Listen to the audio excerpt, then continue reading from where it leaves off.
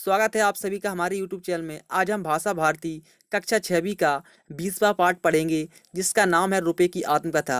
यह पाठ हमारे लिए बहुत ही महत्वपूर्ण साबित होने वाला है, तो कृपया करके इस पाठ को अंत तक जरूर सुनें और पढ़ें। धन्यवाद। चलिए इस पाठ का केंद्रीय भाव पढ़ते हैं। नया प्रतीक चिन्ह मिलने के बाद भारतीय रुपया विश्व भर में चर्चा का विषय बना है। लगभग 500 वर्ष पहले शेरशाह सूरी द्वारा जारी रुपए ने अब तक लंबे परिवर्तन का दौर देखा है। अब भारतीय रुपया अंतर्राष्ट्रीय बाजार में डॉलर, पौंड व यूरो की तरह पहचान बन रहा है। इस पाठ में रुपया अपने जन्म से लेकर अंतर्राष्ट्रीय स्वरूप प्राप्त करने में किस प्रकार सफल हुआ, इसकी जानकारी आत्मकथा शैली में प्रस्तुत की गई है। आइए अब पाठ पढ़ते हैं। पहचानते हो ना मुझे, मेरे बिना आपका कोई काम नहीं चल सकता। पाठ्य पुस्तक खरीदनी हो तो आपको मेरी ज़रूरत होगी। साला का शुल्क जमा करने के लिए भी आपको मेरी ही मदद लेनी होगी। बस का किराया देना हो, सब्जी लेना हो, खिलौना लेना हो, तो भी आपको हर जगह मेरी ही ज़रूरत होगी। अब तो आप पहचान ही गए होंगे मैं कौन हूँ। मैं रुपया हूँ। आज मैं आपको अपनी कहानी बताने जा रहा हूँ। मेरा अस्तित्व प्राचीन काल से रहा है। वैदिक युग में मुझे रुपिकम के नाम से जाना जाता था। रुपिकम का अर्थ है चांदी का सिक्का। उस समय अन्य धातु के सिक्कों को भी रुपिकम ही कहा जाता था। इस कारण हिंदी में मेरा नाम रुपया हो गया। हिंदी के अतिरिक्त अन्य भाषाओं में भी मेरा नाम रुपया शब्द की समानता लिए हुए है। जैसे गुजरात में रुपयों, कन्नड़ में रूपाई, मलयालम में रूपा, मराठी में रुपए, मालदीव में रुपयाय आदि। अन्य देश श्रीलंका, नेपाल और पाकिस्तान में भी मेरा नाम रुपया ही है। इंडोनेशिया की मुद्रा रुपया में भी मेरे ही नाम की छाया है। चलिए थोड़ा आगे चलते हैं। इतिहास में उल्लेख मिलता है कि रुपया शब्द का सबसे पहले शेरशाह सूरी ने अपने कार्यकाल लगभग सन 1540 से 1545 में किया। उस काल का रुपया चांदी के सिक्के के रूप में था, जिसका वजन 178 ग्रेन लगभग 11.5 ग्राम का था।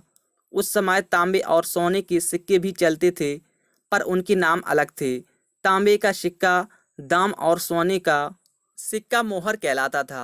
बाद में मुगल शासन के समय पूरे भारतीय उपमहाद्वीप में मुद्रा प्रणाली को सुदृढ़ करने के लिए तीनों प्रकार के सिक्के को रुपया नाम से ही जाना गया। स्वतंत्रता के पूर्व तक मुझे आने, पैसे व पाई में बांटा गया था। अब 3 पाई का 1 पैसा, 4 पैसे का 1 आना और 16 आने का 1 रुपया होता था। आपने 16 आने सच कहावत सुनी होगी, जिसका अर्थ है पूरी तरह सही। स्वतंत्रता के बाद 1957 में दशम प्रणाली में मेरा परिवर्तन कर मुझे 100 पैसों में बांटा गया। तब छोटे सिक्कों के रूप में 50 पैसे, 25 पैसे, 20 पैसे, 10 पैसे, 5 पैसे, 3 पैसे, 2 पैसे व 1 पैसे के सिक्के भी प्रचलन में आए, जिन्हें पैसे कहा गया। आज आप जो मेरा रूप देख रहे हो वह कागज़ पर छपा हुआ है। मुझे कागज़ पर सबसे पहले bank of Hindustan, the general bank of Bengal and Bihar और द बंगाल बैंक ने जारी किया था। बैंक ऑफ बंगाल ने तो मुझे कागज़ के एक ओर ही मुद्रित किया था। आपको एक बात और बता दूं, अब तक मेरे पास अंतर्राष्ट्रीय पहचान का प्रतीक चिन्ह नहीं था।